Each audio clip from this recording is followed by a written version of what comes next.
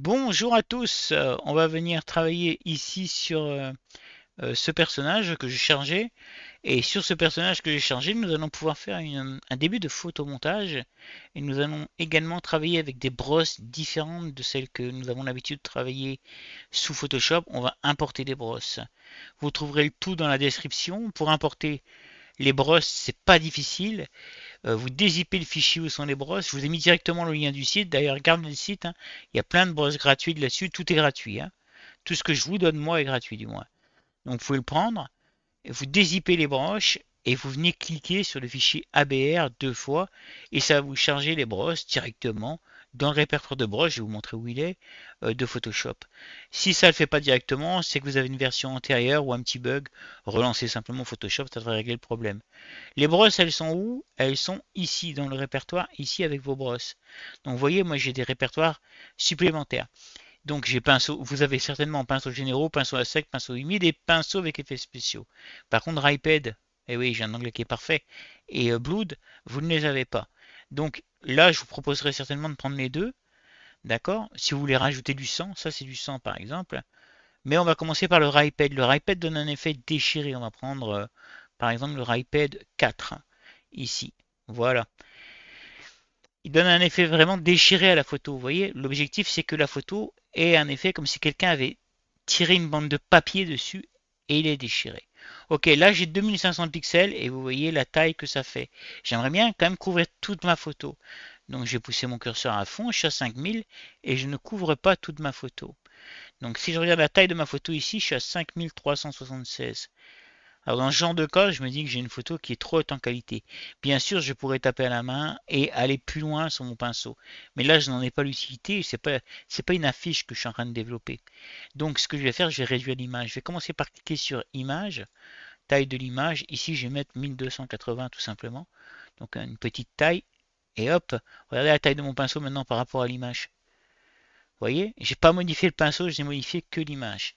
Ok, et je vais venir ici, comme ceci, je me place, donc là j'appuie sur, vous connaissez quand même, j'appuie sur la barre espace, excusez-moi, et j'ai maintenu. Maintenant je vais faire Alt, et je vais avec la molette de ma souris, je zoome. Je réappuie sur la barre espace, et je vais à peu près centrer ça. Ok, j'ai toujours mon pinceau ici qui est sélectionné, et je vais le modifier mon pinceau. Donc moi j'aime bien aller en haut, mais vous pouvez faire un clic droit également pour le modifier comme ça. Donc vous choisissez le 4 ici, on peut le mettre, on va dire, nous on a, maintenant on sait qu'on a 1280 pixels. Donc on va pouvoir le mettre pour sortir de droite à gauche, il faut dépasser 1280. Donc on peut taper 1400 ici à la main, comme ça tout le monde aura le même. C'est tout simple, on appuie sur entrée, et vous voyez là on a un pinceau qui est plus concordant. Sauf que ce dernier est beaucoup trop large. Alors ça c'est encore un problème, il va falloir régler la largeur. Donc on retourne, on ouvre le pinceau ici. Moi je préfère le faire là que de le faire en plein milieu. Je vous rappelle en plein milieu, je viens de le faire, hein, c'est clic droit là où est votre curseur. Ok. Là, pour réduire le pinceau, j'ai venu ici dans ce petit cercle qui entoure une croix. On dirait un peu une cible d'ailleurs. Et je vais venir. Non, là, je me suis mal débrouillé. Là, comme ça. Voilà, je vais réduire tout ça. Et là, vous voyez, j'ai une bande qui est beaucoup moins large. Un tout petit peu d'ailleurs, plus serait peut-être pas mal. Comme ça. Ouais, là, c'est peut-être un petit peu trop. Ah bah ouais, mais des fois, il faut calculer. Alors là, d'habitude, ça me fait pas ça. Là, aujourd'hui, je suis pas très bon sur le truc. Donc, je vais remettre ça en place. Comme souvent, je suis un petit peu fatigué quand je fais le tuto, je vous le dis souvent, voilà. Là, c'est pas mal. Et là, vous voyez, il est plus tout à fait droit parce que j'ai bougé la flèche ici. Donc, ça tombe bien parce que je comptais le faire. Donc voilà, je bouge la flèche légèrement, vous voyez, je suis sur la flèche, je maintiens le clic gauche. Ça m'évitera de faire sauter si je clique à côté, comme je viens de le faire plusieurs fois. Vous voyez, quand je clique à côté, ce que ça fait? C'est ça qui s'est passé tout à l'heure, en fait. Je suis pas assez concentré. Ok, donc je vais remettre ça complètement droit, puis le relever un peu, voir quelque chose comme ça de cette largeur-là. Et la taille ne me convient toujours pas. Bah ouais, on prend du temps pour régler les pinceaux, ouais. Là, c'est trop petit. Voilà, une fois que c'est fait, ben, on va pouvoir dupliquer la photo qui est ici. CTRL J pour aller vite. Sinon, vous la prenez, vous la faites glisser ici. Et bien sûr, vous aurez eu la possibilité de faire un dupliquer le calque ici. Une fois que c'est fait, on va coller un calque par-dessus, clac, parce qu'on veut venir peindre sur un calque et on ne veut pas abîmer notre première photo. Donc, on peut désactiver notre première photo, l'arrière-plan ici. Et on va venir faire un trait. Là, ça va être ça va être du rouge, ça va pas être bon. Donc on va cliquer ici pour remettre ça en blanc et noir. Et on va inverser les couleurs pour avoir du blanc en premier plan. Et cette fois-ci, on va cliquer et on a quelque chose de blanc comme ça qui lui cache le visage. Bon, si vous êtes trompé un peu dans les positions, c'est pas hyper important. Vous venez, vous sélectionnez le calque et vous pouvez venir comme ça, venir déplacer euh, votre sélection. Ok? Voilà. Une fois que c'est fait, hop, vous voyez qu'on a un effet d'un petit peu de déchirement ici qui se produit. C'est ça qui est assez sympa. Nous, ce qu'on va vouloir faire, c'est donner un effet noir et blanc aux yeux, à ce qu'on a caché en fait, à toute la partie qu'on a cachée. Pour ça, je vais prendre l'arrière-plan copie ici, j'ai mis à le glisser au-dessus, comme ceci. Donc je glisse au-dessus du calque. Maintenant, attention, je vais poser dessus un masque d'écrêtage. Donc un masque d'écrêtage, c'est clic droit, masque d'écrêtage, ou, je vous rappelle la solution efficace, Alt, et on clique comme ça entre les deux. D'accord? Donc là, on ne voit évidemment plus le reste, ça devient transparent, puisque tout est éteint ici. Je rallume et on a une photo qui semble être comme la photo originelle. Parfait. Nous, ce qu'on veut, c'est retoucher cette photo-là. Ça tombe bien, elle est sélectionnée.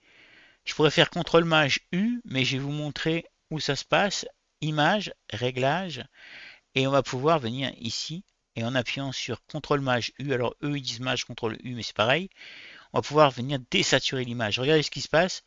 On a la partie des yeux qui passe en noir et blanc sur la bande que nous avons peinte en blanche ici sur le calque. Ok? Donc là c'est pas mal, on va mettre un calque par-dessus. Alors pourquoi est-ce qu'on met un calque par-dessus? Parce qu'on va tout de suite venir lui apporter des ombres de manière à avoir quelque chose de plus cohérent. Non, on va d'abord lui mettre de la peinture. Avant, on va peindre ça de manière à faire une déchirure. Pour peindre ça, on va continuer de travailler la couleur blanche, on va venir prendre le pinceau. Hop, ici, et là, on vient comme ça. Alors excusez-moi, il faut que je sélectionne évidemment le calque ici, que je le mette en écrêtage. Donc vous appuyez sur CTRL, comme ça, et vous le mettez en écrêtage. Et là, vous pouvez y aller.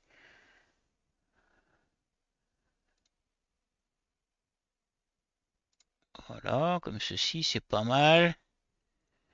Voilà. On pourrait faire un beau trou ici, un beau pet. Ouais, c'est pas mal. Bon, là, vous faites un peu comme vous voulez. Vous pouvez réduire le pinceau, venir le agrandir, etc. Ça, c'est à vous de voir un peu ce que vous voulez faire, hein. Ici, par contre, c'est un peu chiant. Ouais, un petit peu ici. Donc attendez, je vais finir bien le haut ici. Vous voyez, je cherche un endroit qui passe bien. Je compte bien agrandir cette partie-là, comme ça. Voilà, avec un tout petit peu ici. Voilà. Là, ça me plaît bien. Ici également, j'aimerais bien en mettre un tout petit peu. Comme ça. Voilà. Et ici, j'aimerais bien en mettre un petit peu aussi, mais il n'est pas assez incliné. Donc, comme on l'a vu, on va pouvoir l'incliner un tout petit poil, comme ça. Et là, on peut venir essayer de poser comme ça la bande. Voilà, impeccable. Une fois que ça c'est fait, on va pouvoir désélectionner notre pinceau. On vient ici, on va pouvoir cliquer droit et aller dans les options de fusion ou on peut double-cliquer ici sur la partie grise. Alors peut-être que j'aurais dû aller plus au bord ici, mais enfin bon, histoire d'avoir un petit peu de déchirure aussi sur le bord, parce que là vous voyez par rapport à là, ça manque un peu. Donc d'ailleurs je vais le faire. Ouais, d'ailleurs je vais le faire. Hop, je reprends mon pinceau. Il est où mon pinceau? On me l'a caché. Voilà, il est là. Voilà, juste un tout petit peu ici. Et là, si je veux faire la partie basse, je suis obligé de redresser en finalité mon pinceau, sinon ça ne fonctionne pas. Hein, redresser ou le diminuer, vous pouvez le diminuer aussi, vous faites comme vous voulez. Donc là, je vais le mettre même presque à l'envers comme ça, pour essayer de taper cette partie-là. Voilà, tout simplement. Voilà. Donc, double clic ici. Là, on a quelque chose qui est pas trop mal. Et là, on va pouvoir venir mettre une ombre portée. Je vais l'afficher. Alors je vais l'utiliser de la même façon sur un autre modèle. Donc je pense que le réglage est pas trop mal. Il est déjà bien, vous voyez. Les ombres sont déjà impeccables au niveau de mes traits. Enfin de mes traits blancs, de ma peinture blanche. Sur mon calque, bien entendu. Donc qu'est-ce qu'on a comme réglage? Ici on a un mode de fusion qui va rester normal. Donc en black, hein, évidemment, les ombres. Vous pouvez les mettre en gris si vous voulez.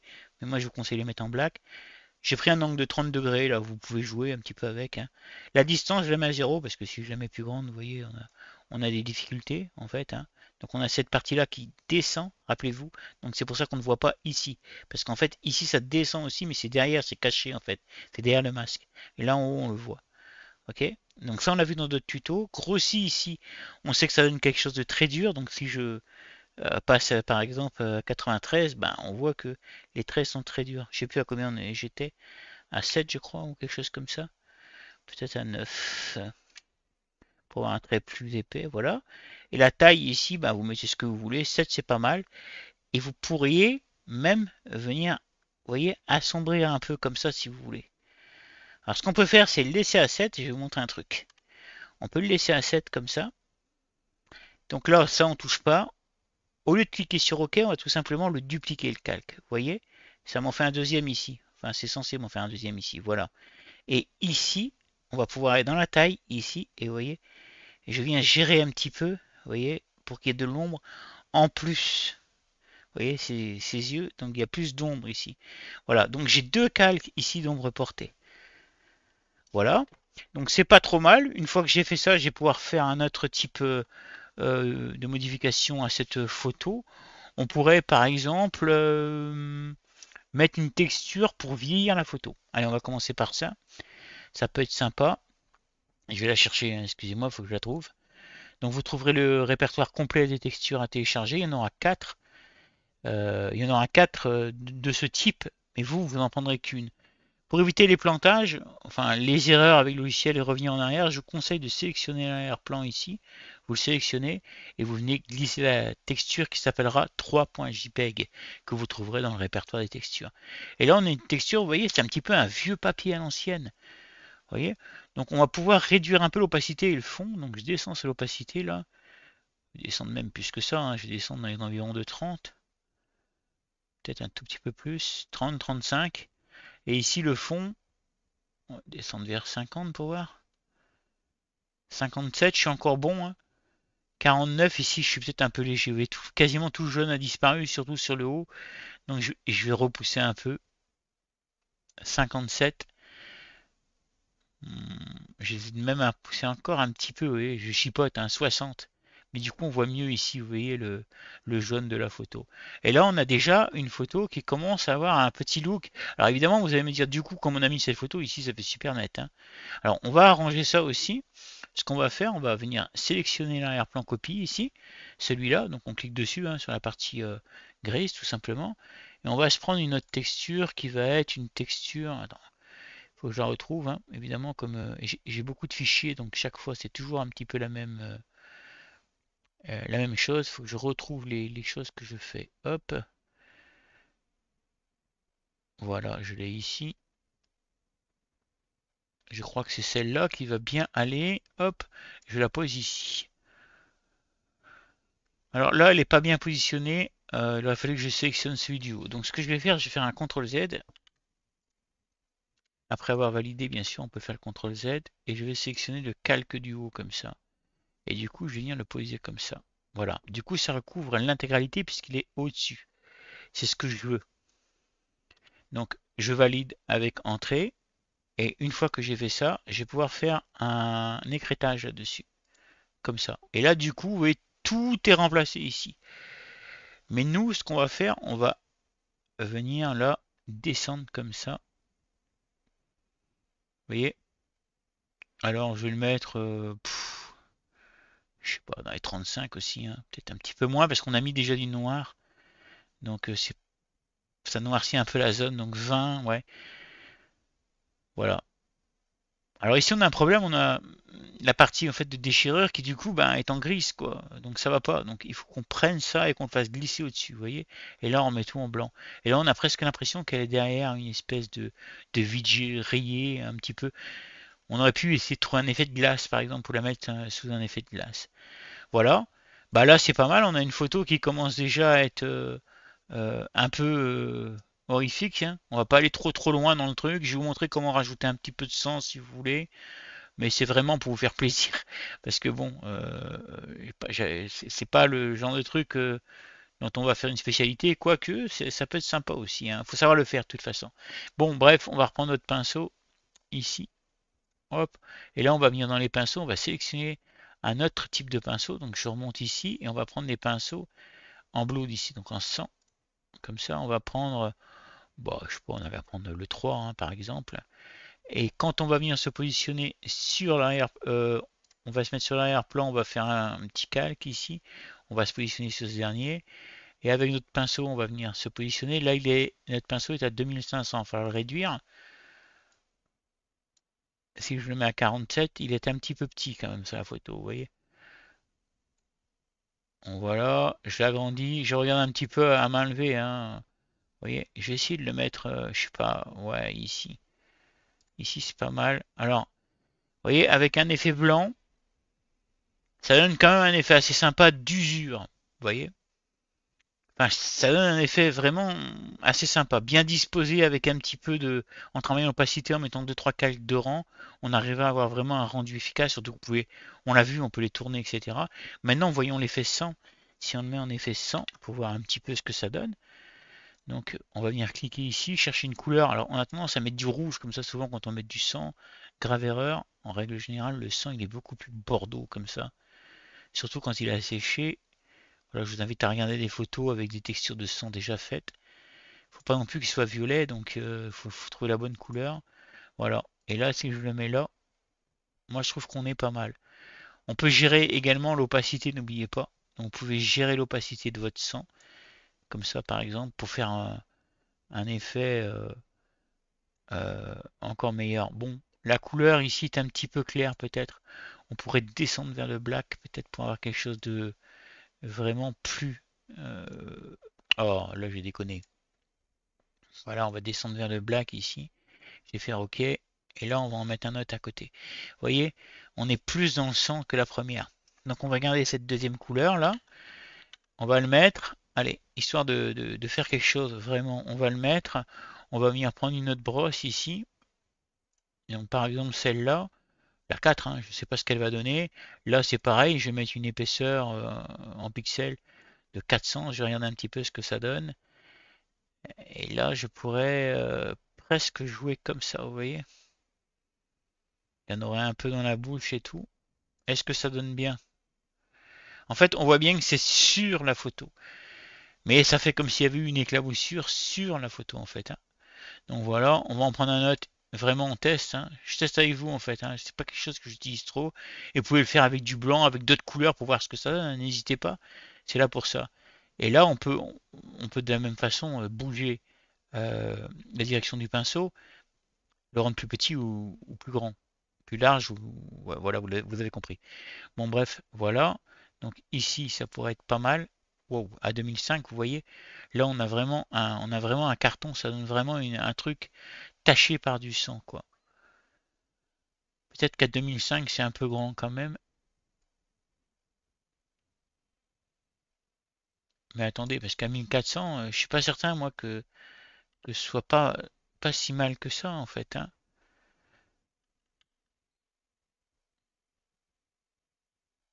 Si je l'avais mis à 1400, qu'est-ce que ça donne? Ouais, ça donne vraiment une vision de cauchemar. Alors, vous avez remarqué que vous ne pouvez pas prendre la zone grise, hein. Et déjà, là, on est déjà pas mal, quoi. On est déjà énorme sur les taches de sang. Bon, je pense que je vais laisser comme ça. Voilà. Je vais pas en faire trop. On pourrait noircir la photo, on pourrait donner un air encore plus horrifique aux yeux, etc. C'est pas le job d'aujourd'hui. On travaillera sur ce genre de truc plus tard.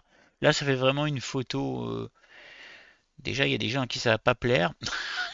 Ça fait vraiment une photo un petit peu quand même bizarre, qu'on va dire, pour nombreuses personnes qui apprennent à utiliser Photoshop, mais ça fait partie aussi des capacités de Photoshop, hein.